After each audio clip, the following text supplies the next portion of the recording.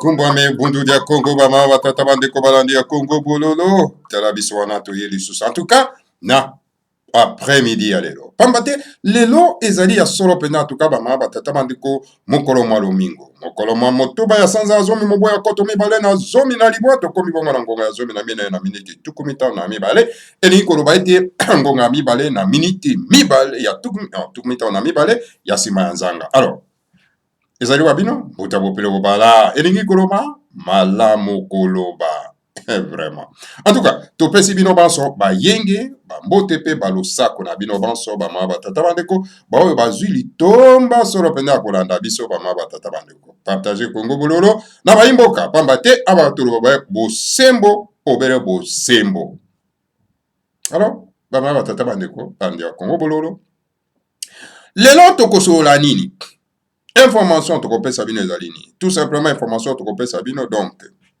le directeur adjoint à DGM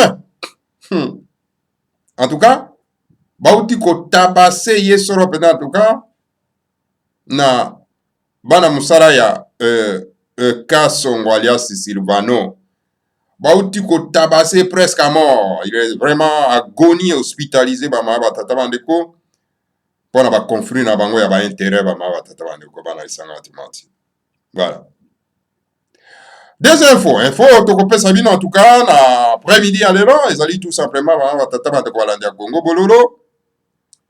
Donc récréation ezali kosalema na Vatican. Est-ce que vraiment biso bana somi ya mboka Congo la race bantou toza pena na nécessité solo pena en tout cas ya kokenda kosala récréation na Vatican pona kokenda kotala l'intronisation n'est-ce pas ya ba franc-maçonnerie tobengi ba mbongo etc. ba batata bandeko bana lisangati mati. Qu'est-ce que nous gagnons dans toutes ces histoires? Il y a église coloniale. Parce que le catholique, c'est l'âme de la colonisation. Et en bongo, c'est l'incarnation de cette âme de la colonisation. Alors, ceux qui ont vraiment un souci à kokangola mboka na biso. Tokokangola mboka na biso, na sima, ya franc-maçonnerie te, ou ezana kati ya Vatican. Alors, ceux qui ont vraiment besoin de kokangola mboka na biso, toko landa te, motoloko la mbongo, aki ko s'introniser na franc-maçonnerie. Et qui a dit na race bantu toko solo la na kati na Congo bolo eza Congo bolo lote. Alors bama batata bandeko bana lisangati tozali pona bino pour 38 minutes. En tout cas tokoya kosukisa so pena na mituna ya le grand maître fomba na semi ntumwa na nzambe ya ere ya verso epa ya maître Mpuela esengeli maître Mpuela koka koyanora so pena na le grand maître fomba na semi ntumwa na nzambe na ere ya verso bama batata bandeko maître Mpuela esengeli oyanora awa tozomelesa Congo bolo. Voilà, mayo to bimeli bino so pendant l'après-midi.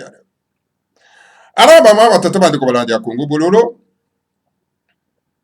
esengeli solo pendant tout cas bandeko balandaka Congo bololo po awa nde sika boko kangola awa nde boko yeba bosembo pe bosembo ko kangola bino bama batata bandeko bana lisangati mati. Yo somona lokuta solo pende pesi moto esengo afanda sepela parce que azoyoka asirika plutôt bamata. Yo somona lokuta moto afanda yo asirika. Ozo betela moto lokuta, ozo kotse makama lokuta asirika non. Mais so komoni moto azali enflammé aza ko sirika parce que akotisi bosembo. Bosembo. Dans un premier temps, au moins, bosembo tant que ça au kota na kati anzoto na yo, au moins osiliki, epesi okanda. Kama tata bandeko. Okoyebite na sima akanda wana nde siko koya ko réfléchir tant que moto, siko komona okangolami, okomi ko comprendre ka ndeko na zaki na solo na bosolo. Mais lokuta te mama tata bandeko. Yango na tango koyebisa ndeko bi mendeko.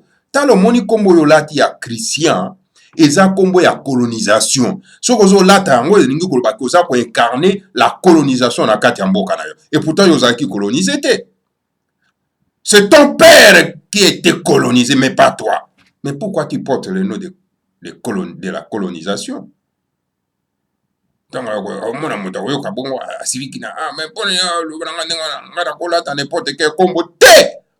Okoki kolata n'importe kombo te parce que oza mboate. C'est les chiens qui portent n'importe quel nom. Parce que lui n'a pas la capacité de se doter d'un nom ou de se donner d'un nom. Pas car ce sont les hommes qui donnent les chiens les noms. Alors si toi étant qu'un être humain et tu te comportes comme ça, on alla chercher le nom étranger. Donc tu es qu'un simple chien. Tu es qu'un simple macaque. Alors, tu perds vraiment ton honneur. Réfléchissons au moins. Nous sommes les hommes dotés de l'intelligence. Dieu nous a donné l'intelligence pour que nous puissions, non pas, discerner le bien et le mal. Et cette intelligence, ça nous permet, non pas, de protéger notre personnalité. En commençant par des noms. Parce que chaque peuple a sa tradition, chaque peuple a ses coutumes, chaque peuple a sa culture. Et les noms font partie, n'est-ce pas, de cette culture de chaque peuple-là. Mais si toi, qui n'arrives pas à discerner cette petite chose, alors donc tu n'es plus un être humain. Et c'est pour cette raison, bon, na biso na kati na Congo bololo, toza ko beta sete likamba ba Congo. Parce que si tu veux que quelqu'un puisse enlever ta personnalité, la première chose que peut faire cette personne-là, c'est d'abord enlever ton nom. Et la deuxième chose, c'est ta religion, ta spiritualité. Alors, à ce moment-là, tu deviens vraiment un vrai chien. Parce que tu n'as plus la personnalité.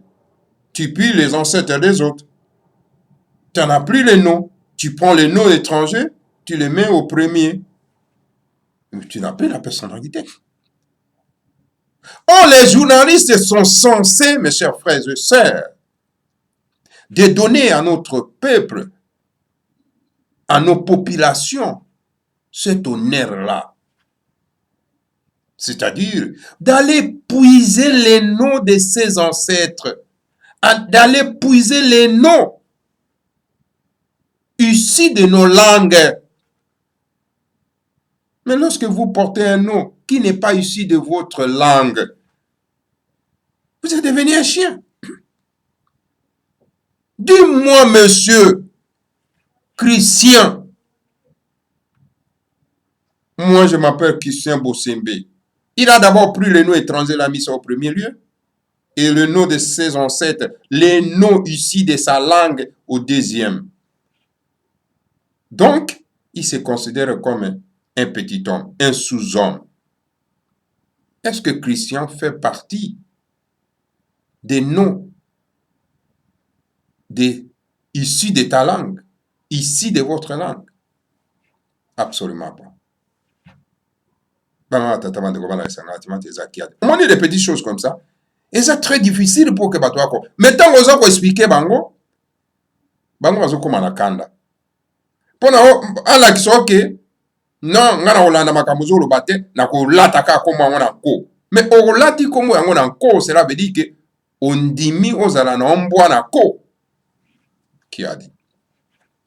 Alors ba ma tata bande ko bana isanga timati. Nous sommes un peuple vraiment où azali trop pourri, la race bantou. Il faut tout banda ko réfléchir. Alors voilà, tout banda na likambo etali solo pendant ma tata bande ko. Directeur adjoint à deuxième batabasi lokola mbwa.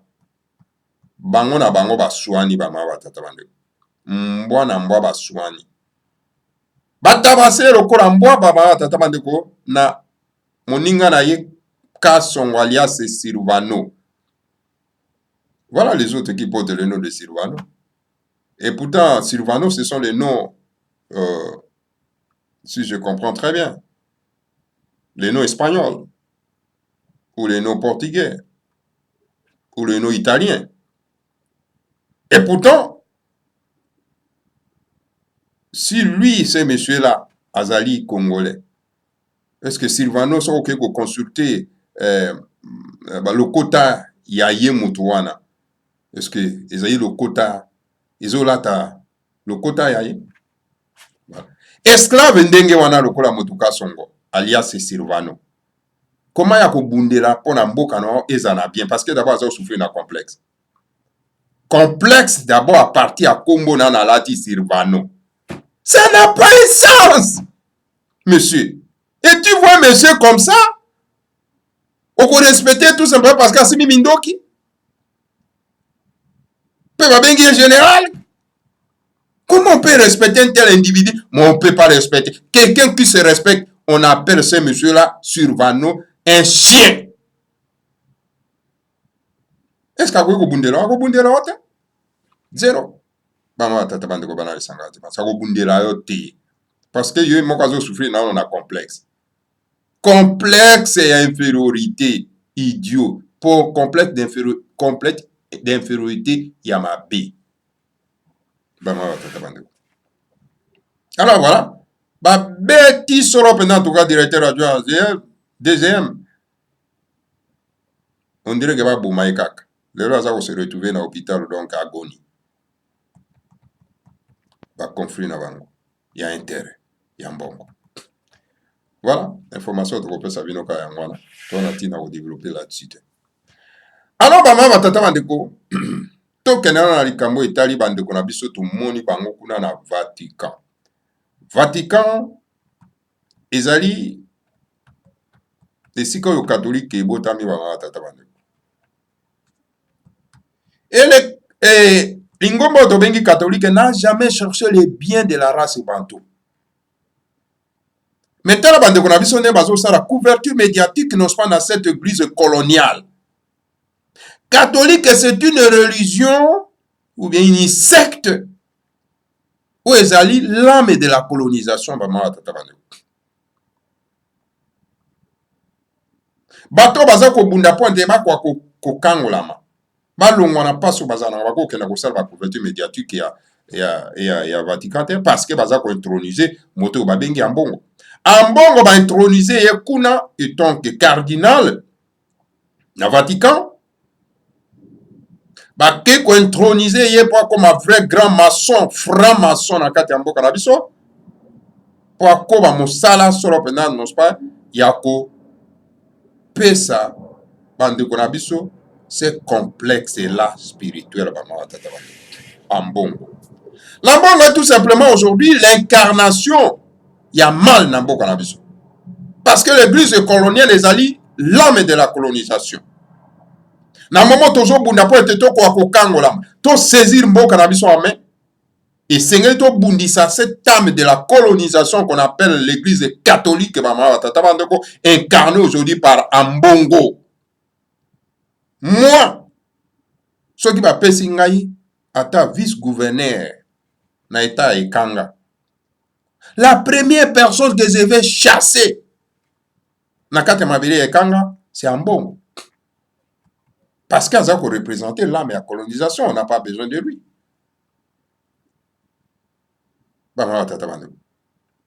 L'église catholique, regardez, 18 ans de la colonisation, il y a coalition Tutsi, et cette église catholique n'a jamais condamné cette occupation. Et cette église continue toujours à caresser l'occupation. Alors, Mosenga meka kita babendi deza kona bitika yo longwana no parce que biso tozoli akuna yo ngo bundisa ndenge no kotsa isusu mo esprit ya mo nationaliste na kati ndenge ni biso tozoli akuna balongoli ya be remplacer na mbongo et mbongo ne fera rien pour le pays. Mbongo va suivre tout simplement mot d'ordre l'ordre donné par cette franc-maçonnerie bama batata bandeko pona ko sirisa la race bantu baza complice na situation zole kana kati ya mboka na biso.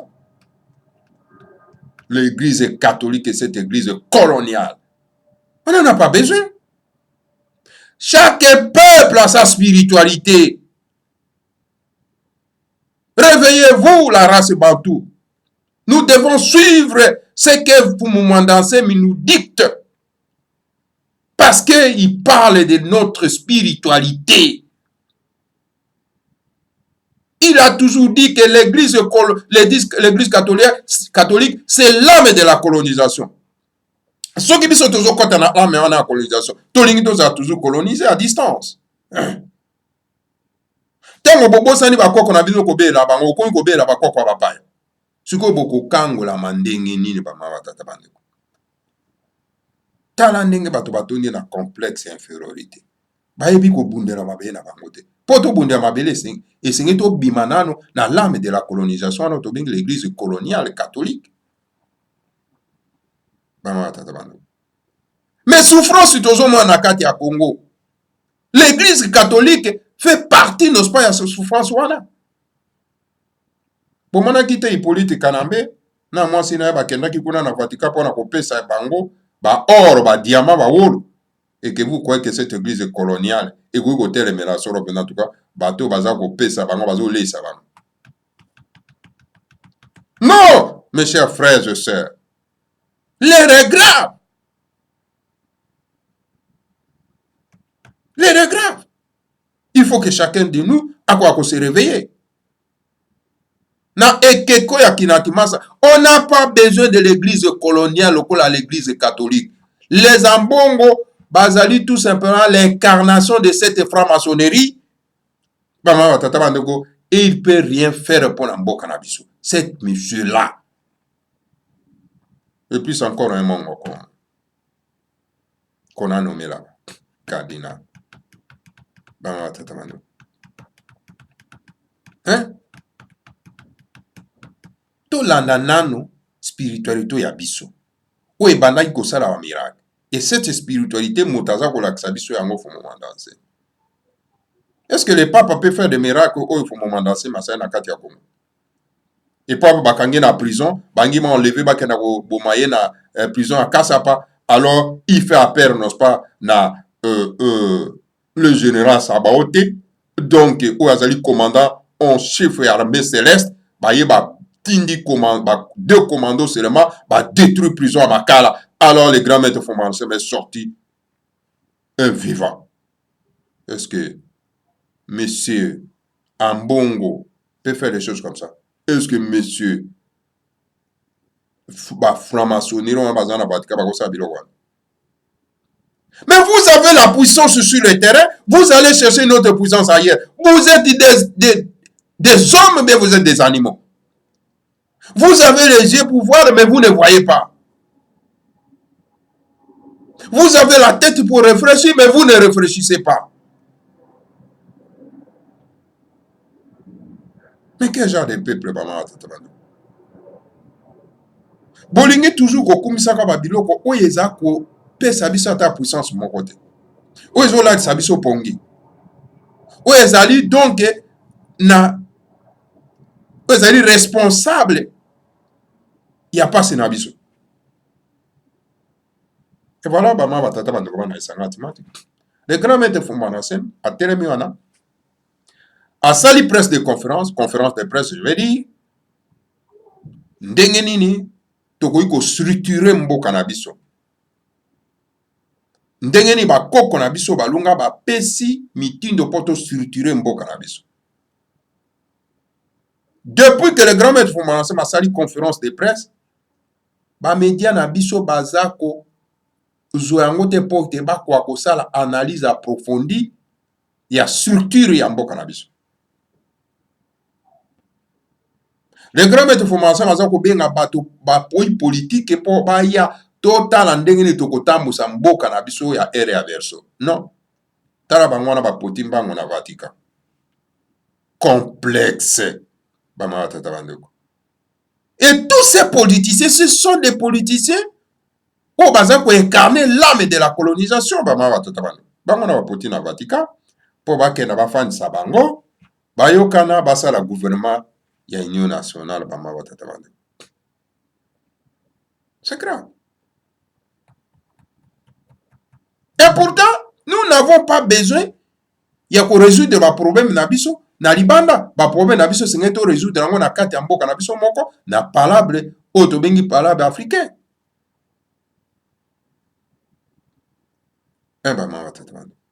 Bato na bato bazali solo pena tuka na ba génie na bango na ba bisimbi na bango. Oyo pa wape bakofanda tango bakosolola basali ba invocation oyo bakobenga ba bisimbi na bango po bazala wana de façon que ba problème bakoya ko traiter ko akosila. Mais bino kokenda libanda boko trouver solution te bongi toujours passe na biso ekoka ko continuer na kati ya mboka. Voilà bama batata bandeko o wana information tokoki kopesa bino concernant donc l'intronisation ya la franc-maçonnerie ya moto babengi Ambongo bama batata bandeko akomi évêque Ambongo akomi évêque représenté à franc-maçonnerie na kati ya Congo. Qui a dit bama batata bandeko qui a dit vraiment. Alors voilà bama batata bandeko bana lisanga timati. Deuxième et dernier sujet toko meka kopesa bino ezali motuna ya le grand maître epai ya mpwera akwawe ya nolai kasi avant tokenda kuna tomekana kotalisa na bandeko na biso. Est-ce que bosi bomona vraiment na kati ya mokili oyo un président de la république abima libanda atika mboka libanda pendant 2 semaines? Soki tozoyebisa bino ke ndeko na biso Tshilombo n'a pas de pouvoir, les gens continuent à l'appeler président. C'est comme si biso tolingi toujours lokuta kaka renye na kati ya mboka na biso. Ndeko na biso Tshilombo sait très bien qu'il n'est pas le président de la République. ba symbole ya président de la République aza nango te. Avion présidentiel, c'est Hippolyte Kanambe mwana tuti rwandais qui se promène avec ça. Et ye aza ko se promène na ba avion privé. Wapi ki présidence na ye. Bozo mwana ndeko na biso n'a pas le pouvoir, mais bozo continuer toujours ko soutenir ye. Au lieu de l'aider, il y a qu'on se débarrasser. Mais si quoi yazali wana rejoindre bandeko na ye, pour te passer la coalition, va constituer une force to benga l'occupation. Mais tala ba joker oyo, hein? O bazo ko tala kaka asa imba jale le poids wa mosolo, azo ko tala kaka intérêt na personnel, azo imba jale no. Oh, le président Tshisekedi, président Tshilombo, asi sande ba komonyo surtout à bapaya, hein? Félix Antoine Mabé, hein? Vous êtes en train de nous foutre la merde. Mais Seigneur peut quand même être détruit Kimbambala. On n'a plus besoin de ça. Médiocrité les qui trop. Nous sommes trop médiocres. Nous sommes trop tombés trop bas. Hein? Le monde ne nous respecte plus à cause de la médiocrité d'Abisso. Hein? Bato na bato bazonga nano na bitei na bango ya mabele pa yeba nano kotala ndenge ni bako kotambusa yango. Mais ça dure trop cette souffrance, maman. Ça dure trop. Il est temps qu'on puisse mettre fin à la souffrance. Souffrance, on est allé ici, il dit, n'est-ce pas, na lisanga oyo batia biso esika moko na kombo ya République démocratique du Congo. République démocratique du Congo est allé lèvre bako qu'on a biso te. On nous a mis par la force. Et c'est pour cette raison qu'on a. Donc, chacun s'en fout. Ake na ko se rallier na ba diable, na ba criminel, na ba terroriste. Pour lui, il est égal. Et Seigneur kaka zo mbongo na ye azana ngo besoin pour ete abakoli sa libota na ye. Ça ne va pas comme ça.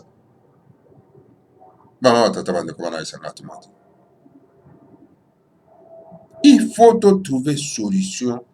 Et la solution la plus crédible, ezali yako bimasoro pendant la souffrance tout ça, ezali solution où les grands maîtres Fumada Maza ko présenter, il y a présidium. Le Congo, ce n'est pas une nation, c'est une multitude de nations. Et c'est ce Congo, la République de Congo, ce n'est pas une nation, c'est une multitude de nations.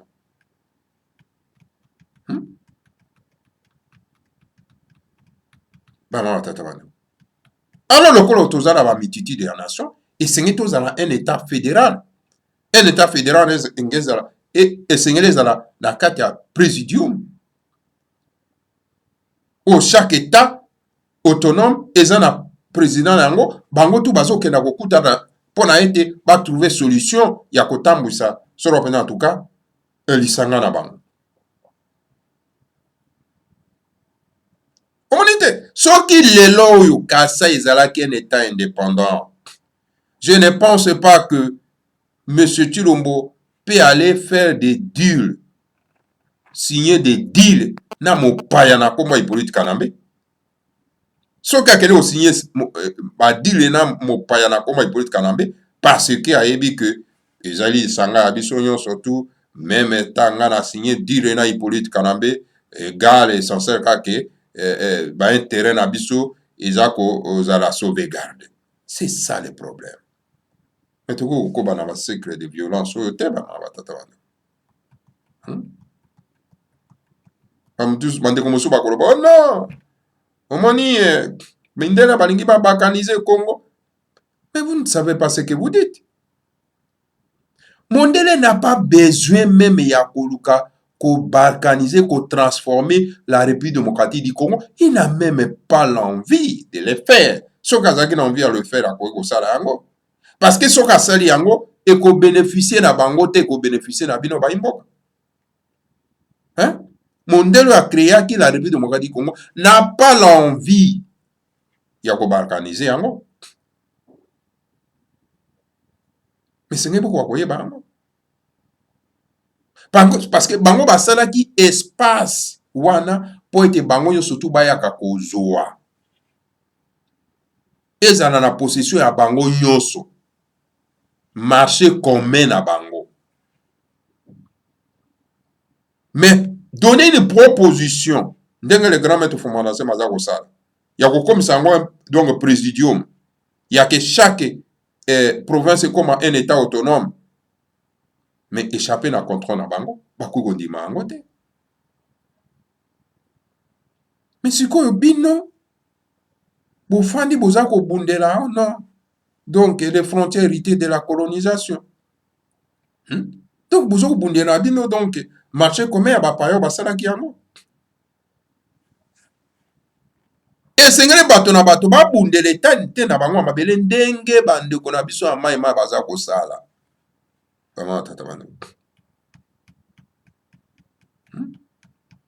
C'est ça. Omani Kosovo ezalaki une partie ya territoire ya nini ya Serbie. Alors tango bane balongwi kuna na bani bakoti kuna s'installer réfugiés s'installer bafandi ale baboti bana ebele bakomi kokipe baterrain baserbe baza kokima bazolinga kovanda na bango te mpo bazobota bana ebele. Alors ti ntango bakomi ebele lelo ekomi nini Kosovo ekomi indépendant elongo eteni ya mabele ya baserbe. Et c'est ce qui se passe aujourd'hui na kati ya Congo yango avec la coalition Tutsi, avec les Roubewa, avec les Kamere, avec les Rugabo, avec les Hippolyte Kanambe, les jeunes Kanambe, les Joé Kanambe, tous ces mondes-là. Mais toujours le banabino quoi que toujours le bate. Toujours le bas comment na bato a IDPS bazo benga Hippolyte Kanambe le roman na mboka Kabila. Au côté la boétie c'est vraiment kiadi. OK, l'homme IDPS abandai ko lobaka akokende te. Akokende. C'est pas chanson babandai koyemba. Zongisa na Rwanda. Ce n'est pas chanson babandai koyemba. Mais les lois comme moi na mboka Kabila okomona bazoleka na ba télévision na bango pe ezanga tinda ezanga poids ya kombo ya yeba TV okomona mutaza ko loba mwana mboka Kabila. C'est bizarre. Mais tozoye bisa bango baza ko kota toujours na kati ya lokuta bama watata bana. Est-ce que bolingi mboka? Bolingi na bino mboka te? Alors malamu nde bato na bato bakoka na kozonga na bite na bango ya mabele. Comme ça soki bino bolingi bofanda na bapaya boko ba dominer bino comme ça bokenda kuna ba dominer bino. C'est pas la peine ya kobundelaka la République démocratique du Congo parce que d'abord ils ont lèvre na biso te, ils ont lèvre ya bapaya. Malamu to panza kimbamba lango bato na bato bazonga na ete na bango ya mabele. Bayeba ndenge ni bakoki kobongisa. Parce que toko kovanda biso yo surtout na nyamu boete ba batata bado. Parce que toza ko salani toza ko perpétuer souffrance ya mboka ya baimboka. Ma balisanga oyo e produisaka e procuraka bato bonheur te. Ezali te to maintenir kaka yango. So boza na kati ya lisanga eza ko procurer bino bonheur te. Esengeli ko bima na lisanga wana eza malamu te. Na moni awa le mot tribalisme est commis toujours en vogue. Bama tata bande ko bana isanga dima. Ba concept moko oyo bande ko baza ko parvenir même ya ko raisonner na yango te. Abat le tribalisme, abat ceci. Est-ce qu'il raisonne? Qui vous dit que tribalisme ezali eloko ya mabe? Tribalisme ezali tout simplement l'amour ya communauté na ye o ya uti. Bongo yo boya motaza na bolingo na communauté na uti ponani. Hein? Tout le monde est tribaliste na kati ya mboka. Tout le monde a lingi communauté na ye. Yo so mona ke Mokongo aboya kozala Mokongo akende kozala nde Mongala akende kozala nde Moluba akende kozala nde Moswahili. Mais il faut mona kaza normal te Mokongo. Faut mon aza no mate mo luba wana. Faut mon aza no mate mo ngala wana. Bato na bato bauti na esika et c'est na esika o bato na bato bauti baza na bolingo na yango. Bongo sikoyo ko koloba ke non à part le tribalisme. Est-ce que vous raisonnez même vous les politiques ailleurs? Hein? Ngai na abattre donc tribu na ngom. Abattre tribu ngom. Si vous êtes normaux. Or, nous pouvons dire tout simplement abat la xénophobie. Mais pourquoi vous êtes en train de confondre les choses? La xénophobie et le tribalisme.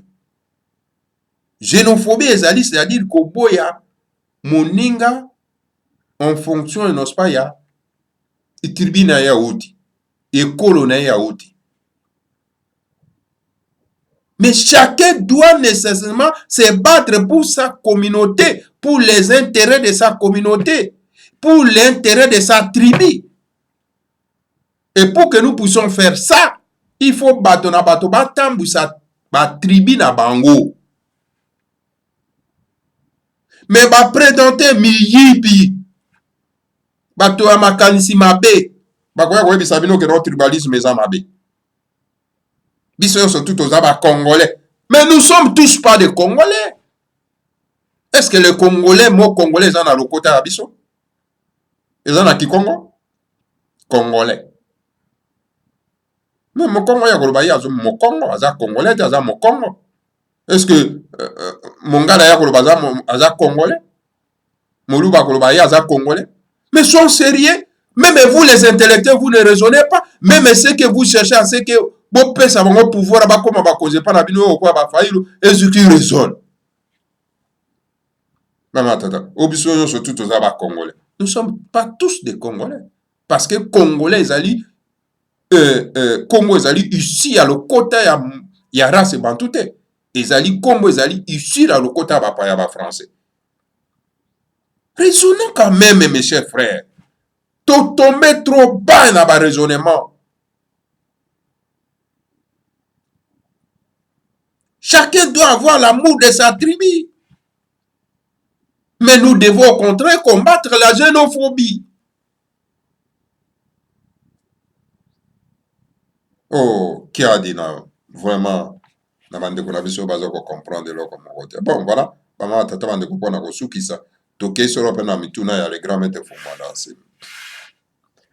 Le grand maître Fumana Sim matuni na mpwela kwa ko yanola ye. Mpwela soko zi Congo bololo répondez par le grand maître Fumana Sim. Zongisa yan. Mbati a fait tuer, lui, avec le général Raos, 1000 adeptes de Bondo dia Congo. Mais, Maître Pouela n'a rien dit. Parce que c'était Moyombe. Pourquoi vous avez gardé le silence devant le massacre de Mbati? Maître Pouela répondit. Maître Pouela, soko zu Congo bololoyo, opesa biso e yano. Soki po lingo ole kanakata Congo bololo oya tutu no mituna. Le grand maître Fumana alobi boy. Alobi Mbati abomisa solo pena tuka yena général Raos oyo azali Zambien na terrorisé belge. Donc ba bomi ba boma ba milliers ba depte ya Bundu dia Congo. Kasi yon Pouela olobe eloko moko te. Pona nini parce que ozali Moyombe. Mais pona nini? En tout cas, ovandaki kimia na likama wane komelaki solo pena tuka ba depte ya Bundu dia Congo o ba Mbati ya massacraki bango. Alors, Maître Pouela pesa yano na le grand maître Fumana Sim. Mutuna yango. Mbati est l'un des grands voleurs de ce pays que nous connaissons. Il a géré les fonds du président Mobutu en Afrique du Sud, lesquels fonds qu'il a détournés au détriment de la famille Mobutu. Et lorsqu'il était gouverneur, il passait son temps à détourner l'argent du Congo central en donnant 50 000 $ par mois à Raos, alors que l'armée dépend du gouvernement central. Hein? Maître Puela. Mbati azalaki so pena en tout cas moyibi monene na kati ya mboka oyo toyebi. Tala bandaki koboma mbongo solo pena ya président Mobutu na Afrique du Sud. Epa wapi mbongo wana adetourna yango au détournement ya libota ya Mobutu. Alors tanga akomaki gouverneur abandaki kolekisa ngonga na ye solo pena en tout cas ya koyibaka mosolo ya Congo Central pona kopesaka $50,000 na commandant Raos. Alors que armée mobimba, armée ya mboka edépendaka na gouvernement central. Pona ni abandaki kosala biloko wana. Alors maître Mpuela zongisa nano ya. Pourquoi pendant toute sa malversation, je vais dire, tu n'as rien dit. Et tu n'as pas voulu l'écarter à la tête de la province. Maître Puela répondait. Jacques Mbadou a détourné l'argent de la province et s'est mis là à les gaspiller, donc en construisant les églises catholiques, notamment celui de Boma et de Monseigneur Mbouka. Mais pourquoi vous n'avez pas contesté cela? Maître Puela, répondez.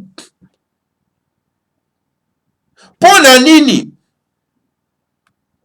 na babe nyonso tu oyo Mbati asali na kati ya mboka wana olobi eloko moko te? Olobi eloko te. Alors pona nini olingaki teke bakoka kolongola ye na kati ya province ya Congo Central? Maître Puela, zongisa ye yano. Zongisa ye yano. Alors, M. Jacques Mbadou ayiba mbongo ebele na province. Azwi mbongo wana akomi ko gaspiller yango na kotongaka ba église catholique, ba mangomba ya catholique. Azwi mbongo ya Congo Central po akenda kotongaka mangomba ya église catholique ba mama batata bana. Notamment lingomba ya catholique ya Boma oyo epapi Monseigneur Mbouka bandaki kotambwisaka mbongo ya leta okende kotonga ba église catholique. Est-ce que po epesa ba imbokani? Tala bato oyo mito ezosala malamu te. Alors pona nini yo oboyaki yango te, okontestaki yango te? Alors Maître Puela esengo opesa yano na sika. Olive Lembe, la femme de M. Hippolyte Karambé alors José Kabila, est une pure Monswahili que Jacques Mbadou a fait croire au Bayombe que c'est leur sœur car elle est la fille de Sita. C'est dit brouf. Olive Lembe le sait qu'elle est une femme Monswahili pure. Mboka yango kaka lokuta. Mboka tofana kaka na lokuta. Toliaka tolala kaka na lokuta. Bama batata bane. Mboka ndenge ni. Esengeni Mpuela ya no biso wana kati na Congo bololo. Na mituna ya le grand maître Fomana Sem. Olive Lembe.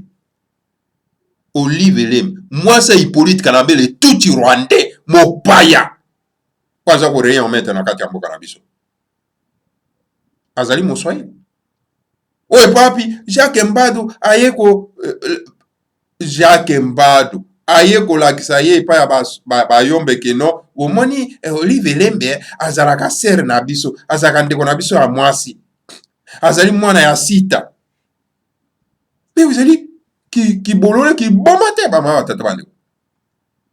OK, Olive Lembe moi ça Hippolyte Karambé alias José Kabila mopaya tuti rwandais ayebi malamu ke azali donc mwasi ya Moswahili pire, azana ye moyombe te, azana ye mokongo te. Si elle était Mokongo, elle allait se plaindre la mort de 1000 adeptes de Bundu dia Congo. Elle allait se plaindre à son mari de ne pas attaquer le palais royal de Nemwanda Nsemi. Soki azalaki Congo, donc alingaki se plaindre epai ya mobali na ye ke non, mobali na ye tuti rwandais mopaya, mwana mopaya, kokende se plaindre epai na ye ke non, esengeli te koboma badepute ya bundudi ya Congo parce que baza bandeko na ngai.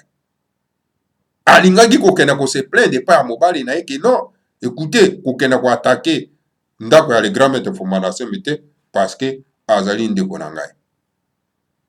Mais comme elle est Moswahili, elle a tout accepté. Jacques Mbadou a pris les terres de Bayombe et les a données aux Baswahili. Cela est à la contre de la loi sacrée Kodi Diamoyo de l'Empire de Congo d'Antotela qui interdit de ne pas vendre les terres Congo aux étrangers. Et une fois voulu, toutes ces terres Mbadou mettra les Bayombe où? Mais pourquoi vous n'avez pas protesté tout cela? Maître Pouela répondit. Mon maître Pouela, je commence à douter de votre qualité d'avocat car l'infraction est individuelle tandis que vous agissez simplement en tant qu'un aventurier Moyombe. Ingeta, Ibobo et Ibobo. Hein? Monsieur Mpouela. Pona nini kotika lokuta ekoma bosolo. Kasi omoneki Olive Lembe abai ko protester et pas mobile na ye. Tant le grand maître Fumana Nsembi a bien en prison, a se multiplié en 3 par la force du Seigneur à Congo. Bakamati info mandase bakena ekuna na Kingakati. Bakati mutu devant M. Hippolyte Kanambele tout rwandais, devant mon Swahili wana na komba Olive Lembe. Olive Lembe c'était mon Swahili criminel. Bakati fo Mwanda Nsemi mutu bakati kati penzo to na mike devant bango babwaki bango na mai et pas ba crocodile bangando balei. Na miso ya Olive Lembe na miso ya Hippolyte Kanambele alias Kabila mopaya. Azo commettre crime na kati ya mboka na biso. Alors soka azalaki Moswahili, soka azalaki Mokongo, akoki ko accepter biloko wana te, criminalité ya ndenge wana te. Bien que oyo bakata mike babwaka na mai ya bangando balia, bien que ezalaki faux Mwanda Nsembi, c'est un crime qu'ils ont commis. Parce que ceux qui bazwaki vrai Mwanda Nsembi, nde ba commettre les mêmes crimes. Ce sont des terroristes. Ce sont des terroristes. Bongo mboka na biso ezalaka na ba terroriste bavandi na kati ya mboka okomona Chilombo azosalaka ba tourner awa pona kosenga ba pardonner ba terroriste oyo. Ça ne va pas bamabata. Tala terroriste amonde batondi na ba institution. Tambwe Mwamba, un terroriste qui a bâti l'avion civil des Congolais, a battre l'avion et puis il dit carrément que nous avons abattu cet avion. Mais Moutouanga azotambola tranquillement na kati ya mboka. Mais bino ba famille oyo ba boma bandeko na bino na moto ba bengi Tambwe Mwamba. Qu'est-ce que vous attendez de faire vengeance? Hein? Parce que il faut que ça la vengeance parce que d'abord mboka na ezali ya Tambwe Mwamba c'est un tout Burundais. Il faut le chasser. Aki ovana tia comme président Sénat. Qui a dit? Zamarabi. Donc ce sont des terroristes et des criminels. Hein? Que non. Mais babomaki awa. Na présence nangai. Bakati mike babwaki na bangando. Mutu ne bazwaki bakei ko enterrer yango na Rwanda pa ndeko na ye. Tala ba crime pareil bama batata bandeko bana esangatu ba. Mutaza ko avouer crime ndengwana. Aza ko avouer crime. Iboso olenga nkoi. Mais baolenga nkoi il faut abana ko bana bato wana, il faut au contraire ba lukande ndenge nini toko se débarrasser na bato wana baolenga nkoi. Hein? Baolenga nkoi il faut se réformer wana. Mais komona lelo bandeko na biso IDPS bakomi ko benga mutu wana ndeko Kabila. Mais ce que benga ndeko Kabila, c'est quoi ça? Et bah musu wako benga ndele Kabila fils, Kabila père. Mais ceux qui bobengi Hippolyte Karambe Kabila fils, cela veut dire que Laurent Désiré Kabila était un Rwandais, tout Rwandais. Mais qu'est-ce qu'il faisait chez nous? C'est tout Rwandais qu'on appelle Laurent Désiré Kabila. C'est tout Rwandais. Parce que si vous appelez le Kabila père, son fils c'est Hippolyte Karambe. Donc, Laurent Désiré Kabila, c'était un tout Rwandais. Bon, mboka ekotambola ndenge wana ndenge nini te. To panzaka kimba barango, c'est fini. Nous on a marre de vivre dans mboka modèle. Bah, tata bandeko bana isanati mat. Ça ne va pas. Alors, voilà maman tata bandeko. Ole lilembe, amon ndenge baza kosa crime. So kazaki mo Congo, ndi akoki kofanda sikoyo bazo kokata mutu mitu, bazo kata nzoto ya moto te, bazo bwaka yango na kati ya bakorokodi bangando te maman tata bandeko. Mais parce que azalaki moswahili, afandi na ye kimia. Accepter nyonso tu. Hein? Jacques Mbadu azwi solo pena mabele ya bayombe apesi yango na baswahili. Mais ezali kokenda la contre ya mobeko ya kodi ya moyo oyo fumu mwanda Kongo apesa solo pena na bakongo oyo ezali kopekisa ete mabele okoki koteka yango na mopaya te. Mabele ya mboka koteka yango na mopaya te. Mais une fois azwi mabele ateki yango solo pena azwi ba mabele nyo surtout ateki yango na bapaya. Jacques Mbadu azwa mabele nyo surtout ateki yango na bapaya. Bongo bayombe bakokenda wapi? Mais pona nini yo mese Mpwela o protestaki te maître Mpwela esengelo yanola biso na kati la Congo bolo. Pona nini o protestaki te maître Mpwela esengelo yano? Non, maître Mpwela. En tout cas, qui avocat na to komi ko douter na ngo. Mama tata bandeko. Pamba te to yebi yango malamu ete l'infraction ezalaka nango individuelle. Mais tandis que yo oza ko agir tout simplement comme un aventurier moyombe. Donc, classe ino otangaki ya ki avocat. Obwaki yango na masepe, na zelo, na mai, na ibala. Voilà, bama batata bandeko bana lisangati mati. Wana ezalaki mituna o le grand maître Fumada Semi atunaki na maître Mpwela akoka solo pena tuka koyanola biso bama batata bandeko. Voilà. On a quoi comme bino solo pena l'après-midi alors. Tokomi na suka. Que le Seigneur à Congo vous bénisse tous. Bénisse Fumada Semi et bénisse la République fédérale du Congo.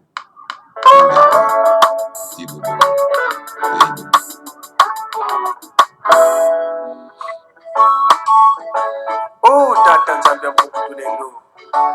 Kala mwetu mana Afrika. Asiti luye malema. Nyambudanki tata. Ngatu vo ya mutafila kana. Vota kuteka ni matata. Biza watululoka. Biza watulilandefi.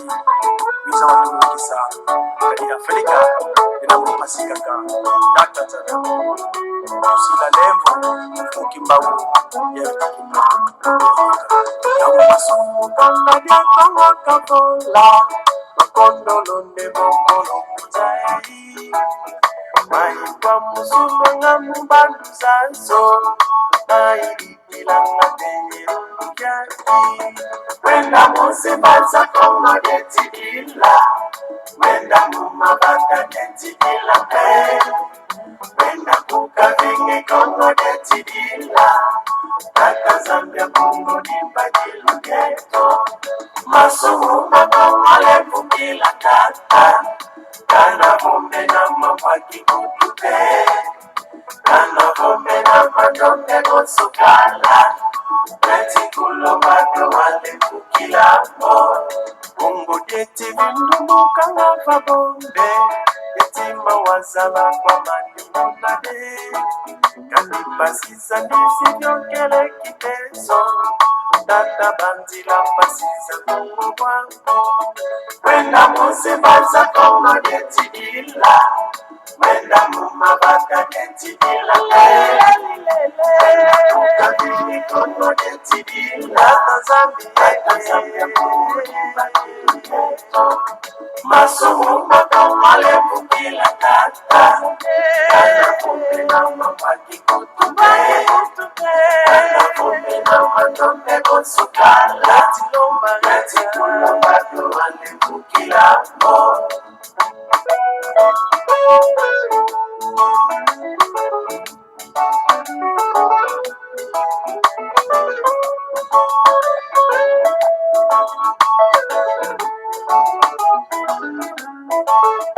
Uwa menga weti kubanga kukongo, uwa manzanga mubumba wena pe, nyamyo nechi dila kama kongo, tata bana kongo kulusu ya lunga.